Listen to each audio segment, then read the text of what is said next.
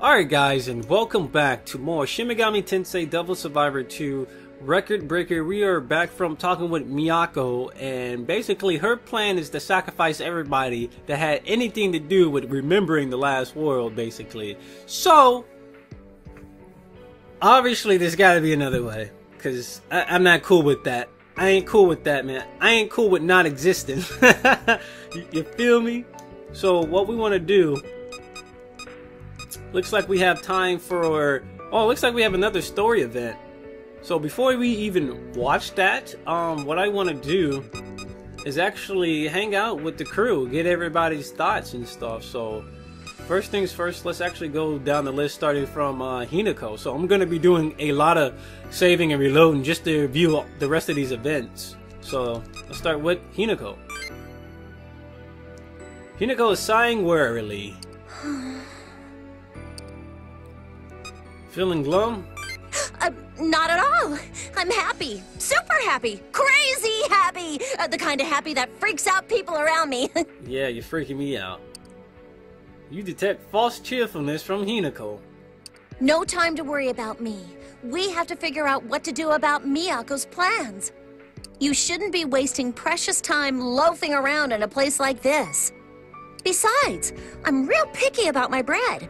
It's gotta be a hearty sourdough, still warm from the oven. Alright. Wait! The hell am I talking about? You don't have to force it. You can see right through me, can't you? If you insist, will you hear me out? Always. Thanks. I was raised in a really strict household, so naturally I was expected to keep my worries and feelings to myself. You know, keep it together, don't panic, conceal, don't feel, that kind of stuff. Conceal, don't feel, huh? I guess I got into the habit of hiding my weaknesses and my real feelings behind a smile. Hinako looks down and exhales a small sigh. Irie was getting really bummed out a while ago. She was so worried you were going to disappear. I figured out the reason really quick. Do you know why?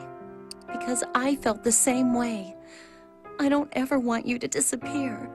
When Irie was sad, I put on a smile and lied, to her and to myself, by acting like I wasn't afraid. Doing that day after day, it just starts to wear on me. That's what's really bothering me. What should I do? It takes strength to rely on others. I know you're right, but I just can't. Maybe I am a coward after all. I'm afraid you all will be suddenly let down if I show you how weak I really am. I'll accept you no matter what. What? You really don't mind? Thanks. They don't call me the clutch master for no reason. I don't really know how to react. Huh? Hey! Isn't that I? Hinako points her finger at the distance. You see Irie is rushing towards you.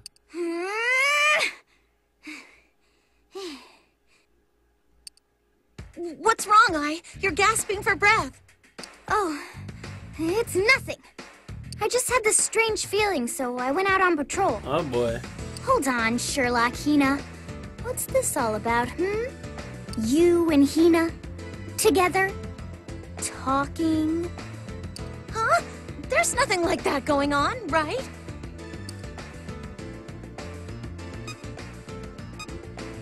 There's everything like that going on. Hey! Cut that out! Oh! The comedy routine's not flying today? You and Hinako, huh? I see what's going on here. Sitting in a tree, perhaps? K-I-S-S-I-N...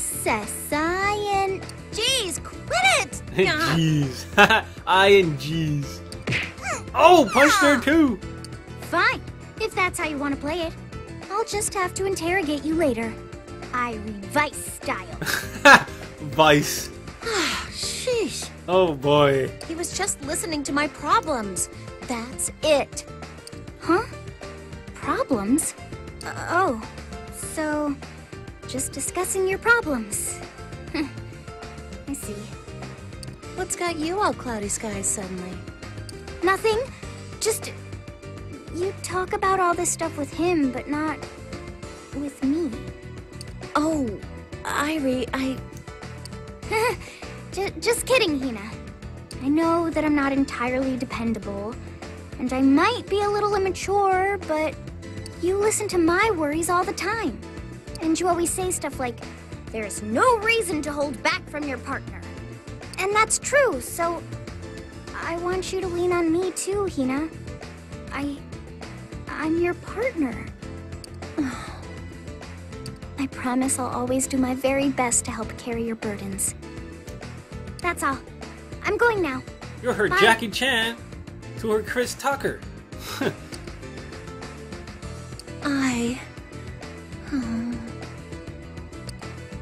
Hinaco falls silent.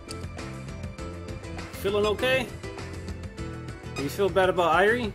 Yeah. Hey, you know what? You guys are right. I'll work even harder. I promise. And I'll try to learn how to lean on you, my friends. Open your arms for a hug. Oh, what the heck? I didn't mean literally lean on you. That's asking a lot for my first time depending on somebody. Hey, I could be asking for something much worse. Come on. Nothing ventured, nothing gained, I guess. Here we go. Come get this good hug. Hinaco timidly places her forehead to Suzaku's chest. Don't hug too tight, okay? This isn't so bad after all. Hinaco blushes and looks down. Is that a trouser tear? What are you doing, man? What are you doing, dude? Alright, so we just got done viewing a dancer's distress. So now what we want to do is go hang out with Irie, the person she respects. Let's check her out. Hey, have you seen Makoto around? Huh? I haven't been able to have any long talks with her since we all came together. I wanted to chat with her for a bit. You know, if Makoto hadn't been honest with me in the previous world, I probably wouldn't have chosen this path. You better be grateful. Of course I am. I'm grateful to you too. Even though you always say stupid stuff like that. Makoto is so amazing. She's so cool and great at taking care of people. She's always poised. She's like the perfect woman, you know? I hope I can become an adult like her. Perfect woman. I'm sure you can. They're not big enough yet. What are you talking about? Pervert! I'm gonna report you, and you're gonna be in so much trouble. It's the apocalypse. I ain't going to jail today, girl. Fumi, come on, give it back. It's Makoto, right on cue. Aw, please, Mako. I'm just gonna borrow it. It's for an experiment. Hey, stop! Hold it right there. Fumi and Makoto barge into the area. They are fighting over a cell phone. Why are you being so protective? Ooh, don't tell me you keep a diary on here. Fumi, stop! Give me back my phone. Why should I give it back? Wait, I know why. You've been sneaking pictures of him, haven't you? Oh, I gotta find out now. I'm so interested I might actually die of curiosity. What the hell? That's not true. I definitely do not have anything like that on there. This requires all sorts of analysis. I'll most definitely be borrowing this. See ya. Wait, Fumi! Makoto goes after Fumi. Dot. Well, she's got a playful side to her too. Sometimes. It gives her a human touch. Bruh. Yeah, it's probably boring being perfect all the time. You agree, right? I'm gonna go. Makoto seemed pretty busy anyways. I'll talk with her next time. Probably. Irie walks away sadly. Womp womp. Womp womp womp womp. Womp womp womp womp. Alright, so we just got done witnessing Irie's event called The Person I Respect. Now what we want to do is actually go view Makoto. Oh, Mako, your hands hurt. Here, let me take a quick look. It's just a scratch. Nothing worth worrying about. Did you go to medical school? The world's getting crazy out there. So who can tell how sanitary things are? Even the smallest cut can get infected. And if that happens, you're causing yourself and everyone else a lot of trouble. And I can't argue with you, Otome. All right, take a look. Otome starts to treat Makoto's wound.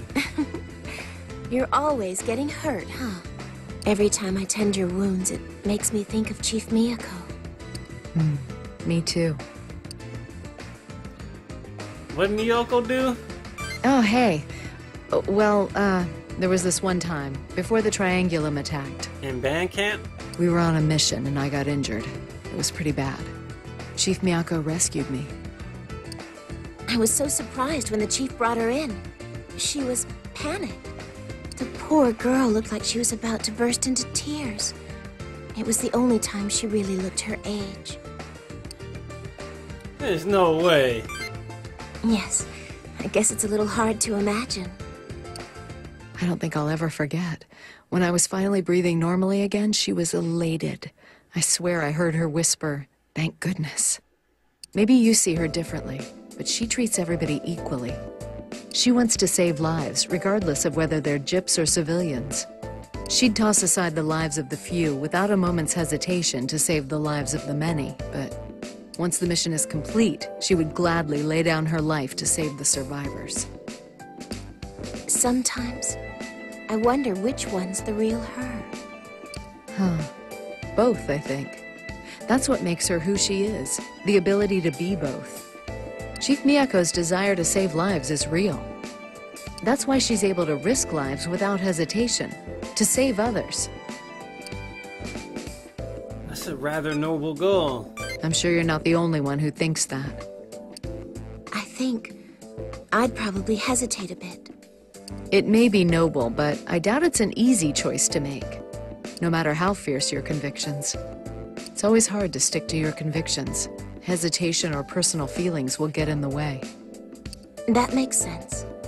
As a doctor, I want to save every life that comes into my care, but if I was told I could only save you, or a total stranger, in my heart, I don't think I'd know what to do. Chief Miyako doesn't have that worry. She can somehow choose more lives over less every time. There's no confusion, no hesitation, only determination to carry out her goals and keep people safe. It's almost unreal. That firm volition with all emotion removed. I feel sorry for her. Yeah? It's like she's not human. I guess I do too. She's a little frightening in her determination, but I also pity her. How could a 17-year-old girl turn out like that? You've worked with her for a long time, Mako. You must have some idea. I guess she never talks about herself, though. Very true. Even if we did know more about her, what could we do? No point worrying about it, I suppose. We just need to do what we can to help. Oh, look at that. We've been talking for quite a while, huh? You're all patched up, Mako. You don't need to be so reckless. You're a girl too, after all. Isn't that right? Most definitely. See, Mako? He most definitely agrees. Oh, why are you even asking him? Well, I had to ask because... Don't make me spoil the secret. What? Otome? So you make sure to take care. Mako might die of worry if her widow lovey-dovey boy pushed himself too far and got hurt. What? Lovey-dovey? What are you going on about? You don't love me? What? It's not like I don't, but Got her. It's not that I love you or don't love you. I mean, not yet. I mean, why are you making me say this sort of stuff? You're a very dependable comrade in arms. Oh, ruin my fun. I thought I'd finally hear you confess your love. Sheesh, Otome. What am I gonna do with you? I should be off. Makoto walks away. That Mako's such a cutie. With a booty. She didn't seem to feel any regrets about leaving Gyps. but I think she's really worried about Chief Miyako. I'll check on Mako later, but you should try and talk to her too. Otome walks away giggling, giggling. Giggle, giggle, giggle. Looks like Makoto leveled up, yo. I think I'm gonna keep that one. Alright, let's see. Your gift, Righteous Heart. Let's watch Righteous Heart. Well, if I watch this one, I'm pretty sure I won't have enough time to view a whole bunch of other stuff, but you know what? We're gonna watch that one with Makoto, so I'm gonna actually make a separate save here. It'll have to be over Wednesday, for sure. Alright, here we go, guys. About to watch Righteous Heart. Gyp's agents are taking care of civilians. All those injured, please step this way. We have medical supplies ready. Why didn't you save my daughter? Cowards! You could have saved her. With all that power, you should have. I'm sorry. There was no other choice. We had to leave her to save the others. No. It's too much. I'm so sorry. All those injured, please step this way. We have medical supplies ready. They act so damn righteous, but they left people to die all the same. You know as well as I do that if they'd gone to help those people, we'd all be dead. Listen, man, we were in the larger group. There was no other option. Damn. Maybe, but there were kids with the others, man. I can't come to terms with that.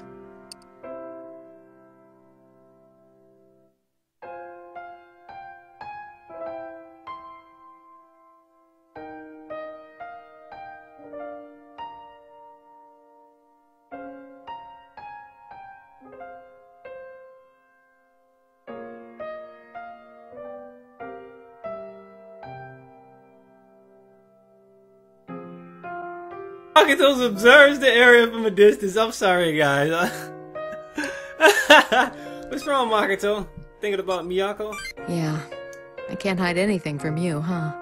Gyp's just finished carrying out a rescue operation. I wonder how the agents with boots on the ground in that mission actually feel. Boots on the ground, boots on the ground. Gotta have your boots on the ground. I'm sure it was hard to make that call. I'm sorry. That was a silly thing to say. The operation's over. All this is just conjecture. Watching them all reminds me of my own missions with Gyps. I could never agree that it was worth sacrificing the few to save the many. I used to argue with Chief Miyako all the time. I remember once I was protesting a mission, and Chief Miyako just shot back with a theoretical situation. There's a train car that's out of control. Up ahead, the railroad splits. There are workers on both ends. 5 workers will die if you let the train run its course, but only 1 if you switch rails. She asked if it would be better to switch the rails or let the train continue on its path. What did you say? Nothing. I couldn't answer. She said she would sacrifice the one. No fear, no hesitation. I couldn't say anything back. I wonder if I was even qualified to serve her. See, if I had the power of the Dragon Stream, what I would have did during that train situation, I would have like stopped time and everything, and then I would have switched it and then got the one out the way, you know what I'm saying? And then restarted time with the Dragon Stream, and then I would have been able to save everybody. Okay. Theoretically speaking. If the Dragon Stream had the power to actually stop time. Because you had your own opinion? Maybe so. What would you have said to her question? I would have said, use the power of the Dragon Stream. I was wondering what you two were discussing. Whoa. It seems ethics is the order of the day. It's your boy Yamato. Oh, Chief Yamato. Love it. Yamato joins the conversation looking as as +1 to intelligence to the conversation. How would you answer it, Yamato? Testing my own ability, are we? Very well. Out of respect for you, I will give an answer. Please, what would you do? If I had command when this alleged train incident would occur, I would do nothing. Huh? Nothing. Furthermore, the choice would be of no consequence. Regardless of whether I make the switch, capable humans would use their wisdom to survive. The incompetent will die sooner, if not later. Pretty smart. Not even gonna lie. I judge by your silence that was not the answer you desired. But of course, that wasn't the point of the question. That was a pretty slick answer, though. I ain't gonna lie. Then, what was the point? Don't get bogged down in the problem. Life has many possibilities. I think I understand. Her question was merely a theoretical argument. There are still other options. Exactly. Reality is never so clear-cut. Don't simplify the problem, Sako. I don't know. When he said all that just now, it reminded me of Levi from Attack on Titan. If you have the time to ponder some idle logic puzzle, think about every angle. Every angle. Angle. That's it! Chief Yamato, thank you so much! The both of us gave you counsel. Don't let me down, Sako. Yes, sir.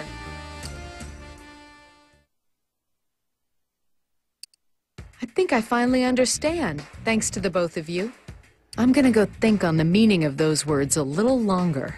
Well, I'll see you later. Thank you. Peace. Makoto